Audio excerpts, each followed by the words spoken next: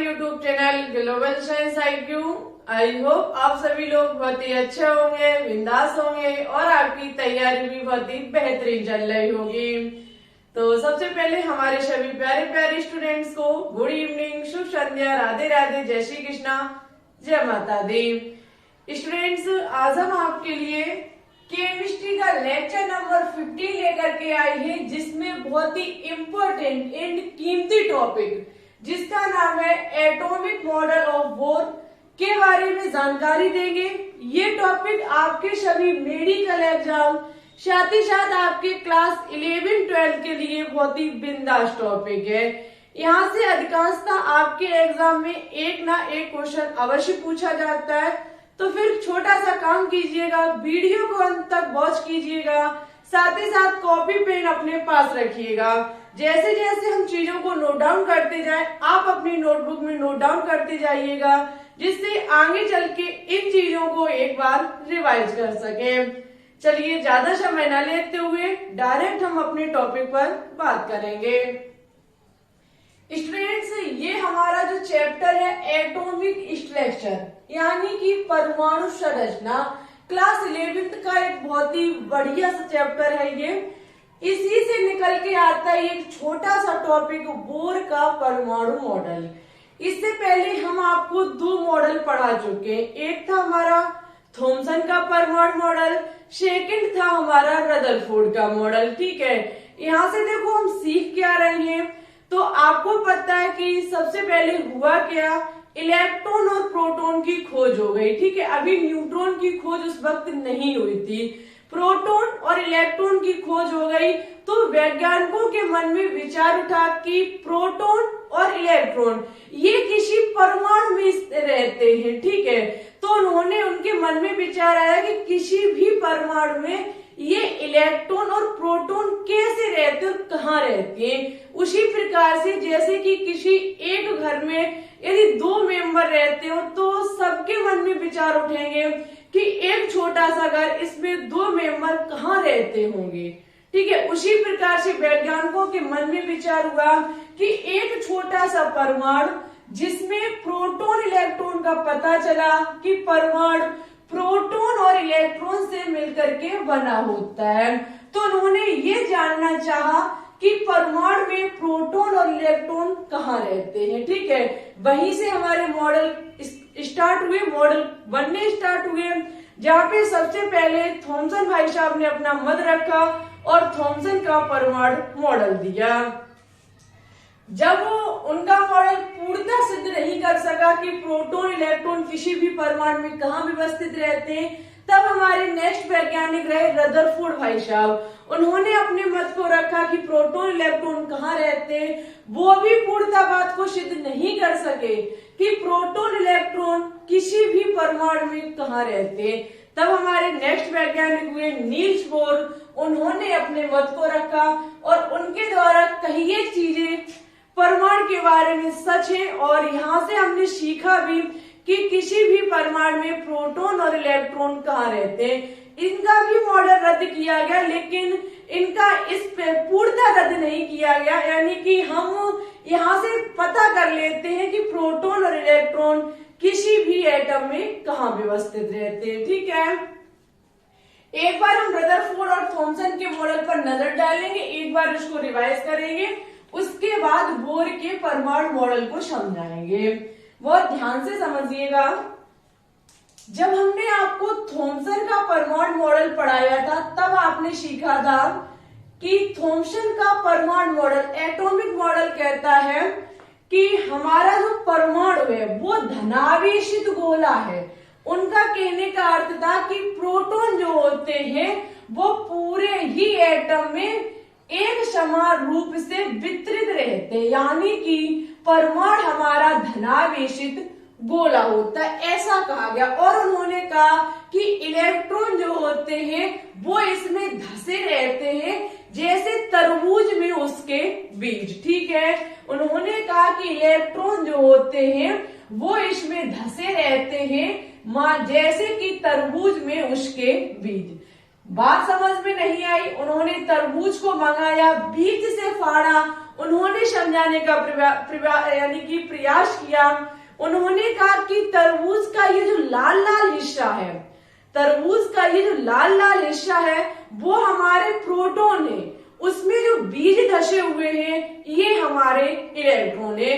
तभी से थॉमसन द्वारा दिया गया मॉडल तरबूज का मॉडल भी कहा जाता है। ठीक है, थॉमसन द्वारा दिए गए मॉडल का नेक्स्ट नाम क्या है, आपको इसका आंसर कमेंट बॉक्स में कमेंट करके बताना होगा। ठीक है, तो ऐसा कुछ कहा गया और उनके द्वारा ये भी कहा गया कि परमाणु हमारा उदासीन होता है, जो आज दिन तक सच है, क्योंकि उनके द्वारा कहा गया था कि किसी भी परमाणु में जितना प्लस होगा उतना ही माइनस होगा, और जब स्टूडेंट्स प्लस माइनस बराबर होगा तो वो चीज हमारी उदासीन हो जाएगी। ठीक है, तो थॉमसन द्वारा कही गई एक बात आज दिन तक सच है कि परमाणु विद्युत उदासीन होता है। ठीक है, आगे वैज्ञानिक हुए हमारे रदरफोर्ड, जिन्होंने बहुत अच्छा प्रयोग किया। रदरफोर्ड के मॉडल से सीख भी बहुत मिलती है। रदरफोर्ड का मॉडल देखो क्या कहता है। रदरफोर्ड के मॉडल में हुआ क्या, इन्होंने एक सोने की पन्नी ली और उस पर अल्फा कणों की बमबारी की। जब इन्होंने अल्फा कणों की बमबारी की तो उन्होंने देखा कि अधिकांश अल्फा कण जो थे वो पन्नी को भेद करके सीधे निकल गए, जबकि कुछ ऐसे भी अल्फा कण थे जो थोड़े से कोण पर विक्षेपित हो गए।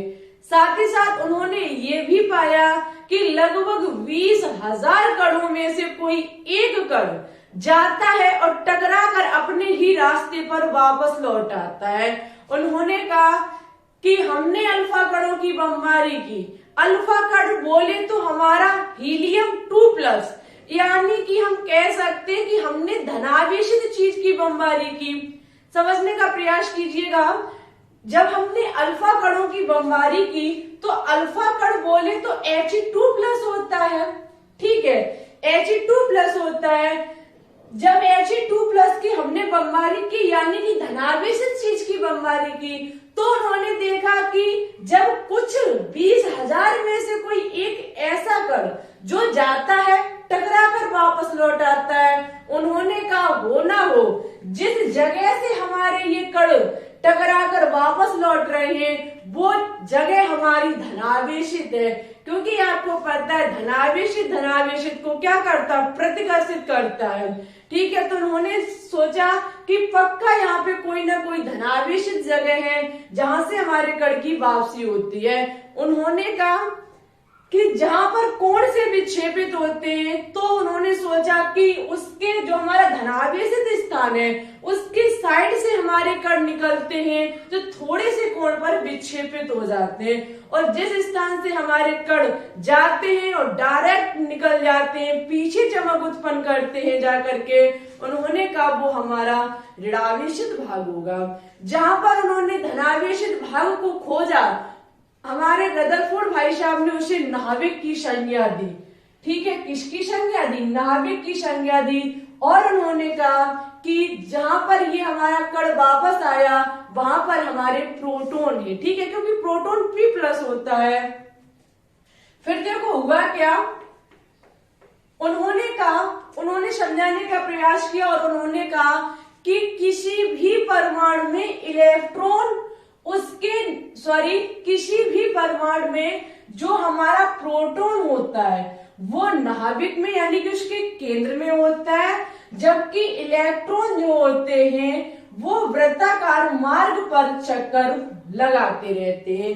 ऐसा कहा गया किसके द्वारा, हमारे भाई साहब रदरफोर्ड के द्वारा। ठीक है, प्रोटॉन हमारे नाभिक में होते हैं, इलेक्ट्रॉन वृत्ताकार मार्ग पर चक्कर लगाते रहते हैं। लेकिन आगे हुआ क्या, एक जाने पहचाने वैज्ञानिक रहे मैक्सवेल, जिन्हें शायद ऐसा कोई स्टूडेंट नहीं होगा जो न जानता हो, फिजिक्स के बहुत ही जाने माने वैज्ञानिक है मैक्सवेल के कई एक प्रयोग आपने देखे होंगे। उनके द्वारा एक बात कही जाती है, उन्होंने प्रयोग किया था जहां पर उन्होंने कहा था कि जब कोई भी आवेश तुरंत होता है, जब कोई भी आवेश तुरंत होता है तो वो विकिरण का उत्पन्न करता है। तो वो क्या करता है, वो विकिरण उत्पन्न करता है। विकिरण उत्पन्न करता है तो हम कह सकते हैं वो ऊर्जा का उत्सर्जन करता है। एक मैक्सवेल वैज्ञानिक रहे जिनके द्वारा ऐसा कहा जाता है कि जब कोई भी आवेश को तुरंत करता है तो वो विकिरण का उत्सर्जन करता है। विकिरण बोले तो वो ऊर्जा का उत्सर्जन करता है। अब आवेश तुरंत कब होगा, आवेश तुरंत तब होगा जब कोई भी कण अपनी दिशा परिवर्तन के साथ, यानी कि जब वह दिशा के साथ गति करता है। माना कि हमारे इलेक्ट्रॉन घूमेंगे वृत्ताकार मार्ग पर तो उनके वेग की दिशा में परिवर्तन आएगा।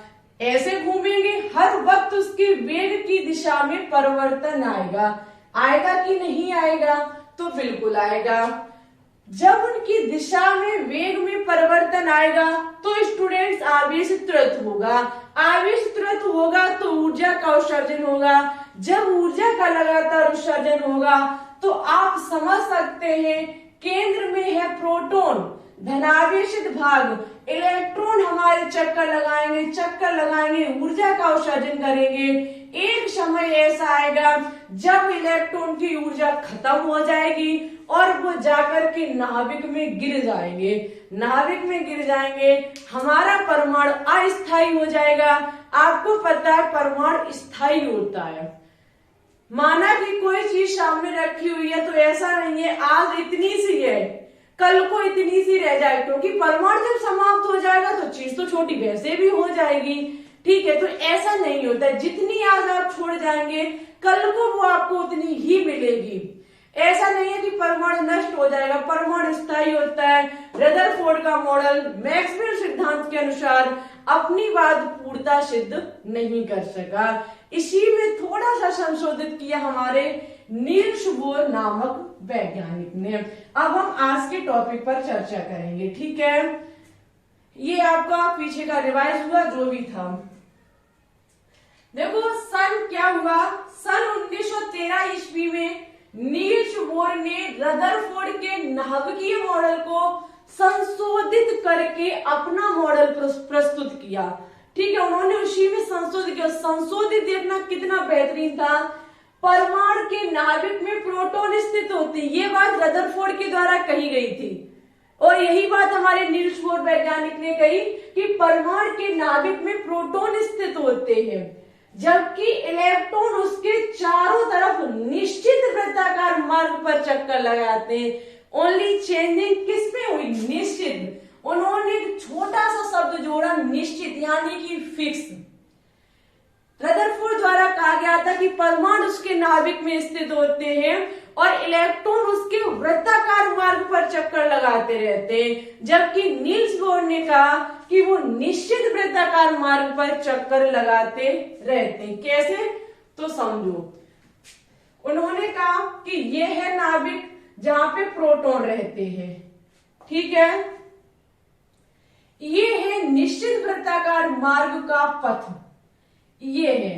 देखो भाई साहब, रदरफोर्ड के द्वारा इलेक्ट्रॉन में निश्चित ऊर्जा की बात की जा रही थी, जबकि नील्स बोर द्वारा ऐसा कहा गया कि यहाँ पे यदि होता क्या है कि कई एक प्रकार के इलेक्ट्रॉन होते हैं जिनके पास माना कि 30 जूल की ऊर्जा है, किसी के पास 70 जूल की है, किसी के पास 100 जूल की है, किसी के पास 110 जूल की ऊर्जा है। उन्होंने कहा कि हर एक वृत्ताकार मार्ग पर जहां पर इलेक्ट्रॉन चक्कर लगाएंगे उनको सबसे पहले उन्होंने संज्ञा दी कक्षा की। ठीक है, उन्होंने क्या नाम दिया, कक्षा, जिसे ऊर्जा स्तर सेल कई नाम से जाना जाता है। उन्होंने कहा कि जिन कक्षाओं में इलेक्ट्रॉन चक्कर लगाएंगे इनकी ऊर्जा फिक्स होनी चाहिए। माना कि उन्होंने कहा कि ये हमारा जो ये तीसरा मान लीजिए जो कक्षा है ये 100 ऊर्जा वाले 100 ऊर्जा के जूल, इसमें 100 ऊर्जा जूल है, सॉरी इसमें 100 जूल ऊर्जा है, जबकि सेकंड वाला अपने पास 70 जूल ऊर्जा रखता है, जबकि फर्स्ट वाला अपने पास ओनली 30 जूल की ऊर्जा रखता है। तो उन्होंने एक बात कही कि जो हमारा 30 जूल वाला इलेक्ट्रॉन है वो हमारा फर्स्ट कक्षा में आ जाएगा, 70 वाला सेकंड में आ जाएगा, 100 वाला थर्ड में आ जाएगा। उन्होंने कहा कि कक्षा की जो ऊर्जा होती है वो हमारी फिक्स होती है। ठीक है, जब कक्षा की ऊर्जा फिक्स होगी तो स्टूडेंट्स इलेक्ट्रॉन कक्षा को छोड़ करके कहीं नहीं जा पाएगा, क्योंकि यहाँ पे कक्षा की ऊर्जा है जो है उसमें वही ऊर्जा के इलेक्ट्रॉन प्रवेश करेंगे जो उनकी है। ठीक है, क्योंकि 70 वाले में 70 का ही प्रवेश करेगा, ना कि 110 वाला प्रवेश कर जाए। उन्होंने कहा कि ये हमारे निश्चित वृत्ताकार मार्ग पर चक्कर लगाते हैं। इलेक्ट्रॉन जिस वृत्ताकार मार्ग पर चक्कर लगाता है उसे कोष कहा गया। उसे क्या कहा गया? कोष कहा गया, कक्षा कहा गया। साथ ही साथ इनको अल्फाबेट के आधार पर KLMN और नंबर के हिसाब से 1 2 3 4 कहा गया। उनके द्वारा ये बात कही गई कि जो हमारी वृत्ताकार पथ होते हैं ये निश्चित होते हैं। कहने का मतलब है कि माना कि फर्स्ट वाले जो हमारा एनर्जी लेवल, ये जो सेल है, कक्षा जो कोष जो है, ये हमारे अपने पास R1 त्रिज्या इसकी है तो ये फिक्स है, जबकि इसकी R2 है तो सेकंड की फिक्स है, और थर्ड की त्रिज्या R3 है, यानी कि इसकी त्रिज्या फिक्स है। ठीक है, इन्होंने इस पर निश्चित चीज का प्रयोग किया, फिक्स बात की। उन्होंने कहा कि इलेक्ट्रॉन केवल उन कक्षाओं में घूर्णन करते हैं जिसके लिए कोणीय संवेग h/2π का पूर्ण गुणांक होता है। वैज्ञानिक द्वारा कहा गया कि यहाँ पे इलेक्ट्रॉन उन कक्षाओं में घूर्णन करते हैं जिनके लिए कोणीय संवेग का मान h/2π का पूर्ण गुणांक होता है। ठीक है, पूर्ण गुणांक कोणीय हमारा संवेग होना चाहिए, इलेक्ट्रॉन उसी में घूर्णन करेगा। ठीक है, ऐसा ही आप क्वांटम संख्याओं में जाके सीखेंगे कोणीय संवेग के बारे में। आगे है, इलेक्ट्रॉन एक ही कक्षा में घूर्णन करता है तो ना तो ऊर्जा का अवशोषण होता है और ना ही ऊर्जा का उत्सर्जन होता है। देखो, जब ऊर्जा फिक्स है, एनर्जी लेवल की जब ऊर्जा फिक्स है, इलेक्ट्रॉन उतनी ही ऊर्जा वाला उसमें घूर्णन कर रहा है, तो ना तो वो अपने कोष को छोड़ करके जा सकता है और ना ही अपने में कोई अलग ऊर्जा वाले इलेक्ट्रॉन को प्रवेश करा सकता है। ठीक है, जब ऐसा नहीं होगा तो ना तो ऊर्जा का अवशोषण होगा और ना ही ऊर्जा का उत्सर्जन होगा। जब ना अवशोषण होगा ना उत्सर्जन होगा, हमारा एटम स्थायी रहेगा। ठीक है, नेक्स्ट पॉइंट कहा गया, जब इलेक्ट्रॉन निम्न ऊर्जा स्तर से उच्च ऊर्जा स्तर में जाता है तब ऊर्जा अवशोषित करता है, और जब उच्च ऊर्जा स्तर से निम्न ऊर्जा स्तर में लौटता है तब ऊर्जा निकालता है। देखो, जब इलेक्ट्रॉन निम्न से उच्च में जाता है ऊर्जा का अवशोषण करता है, और उच्च ऊर्जा से जब निम्न ऊर्जा में लौटता है तब ऊर्जा का उत्सर्जन करता है। ठीक है, ऐसा सब कुछ हमारे नील्स बोर वैज्ञानिक द्वारा कहा गया।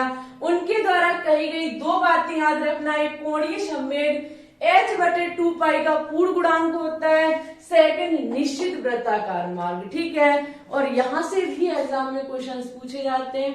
देखो, बहुत ज्यादा गर्मी है, हमें भी चक्कर से आने लगे क्योंकि एक बंद रूम में वीडियो बना रहे हैं। ठीक है, बहुत ज्यादा गर्मी है। तो देखो हुआ क्या, यहाँ से ये पॉइंट याद रखिएगा, एग्जाम में पूछा जाता है, जब इलेक्ट्रॉन उच्च से निम्न में जाता है या उच्च से निम्न में लौटता है तो ऊर्जा का अवशोषण करता है, फिर उत्सर्जन करता है। ठीक है, उच्च से निम्न में लौटता है तो ऊर्जा का क्या होता है, तब ऊर्जा निकालता है, यानी कि उत्सर्जन करता है। ठीक है, तो ये हमारा नील्स का एटॉमिक मॉडल यहीं पर फिनिश होता है। अब के कोई हम मॉडल नहीं पढ़ाएंगे, अब पढ़ाएंगे आपको क्वांटम संख्याओं पर लेकर के चलेंगे। ठीक है, उससे पहले कोई छोटा मोटा सा टॉपिक होगा तो उसको भी कंप्लीट करा देंगे। आपकी लाखों कमेंट और रिक्वेस्ट की वजह से क्लास को हम लेकर के आए। ठीक है, बहुत मेहनत के बाद ये क्लास हमने डाल पाई। क्योंकि गर्मी के मौसम में वीडियो डालने में बहुत दिक्कत होती है। ठीक है, तो क्लास अच्छी लगी हो तो आपसे निवेदन है क्लास को लाइक कीजिए, दोस्तों के साथ शेयर कीजिए। चैनल पर अभी अभी न्यू जुड़ रहे हैं तो चैनल को सब्सक्राइब करके बेल आइकन को दबा के ऑल पर क्लिक कर लीजिए, जिससे आने वाली वीडियो के नोटिफिकेशन आपके पास टाइम टू टाइम पहुंचते रहे। कल 3 बजे लाइव जरूर आइएगा। कल 3 बजे लाइव 501 लाइव क्वेश्चंस की सीरीज को कंटिन्यू करेंगे। एक दिन लाइव देंगे और एक दिन बोर्ड पर टॉपिक देंगे। ठीक है, चलिए चलते, अब कुछ ज्यादा नहीं कहेंगे। ठीक है, और टेलीग्राम चैनल को ज्वाइन कर लीजिए, लिंक डिस्क्रिप्शन में डली हुई है। ओके, वीडियो को लाइक और शेयर जरूर करें। बताइएगा जरूर टॉपिक कैसा लगा। यदि नेक्स्ट वीडियो पाना चाहते हैं तो ज्यादा से ज्यादा लाइक कीजिए, शेयर कीजिए। ठीक है, और बताइएगा जरूर वीडियो कैसी लगी। Okay, thanks for watching this video. जय हिंद, जय भारत, ऑल द बेस्ट।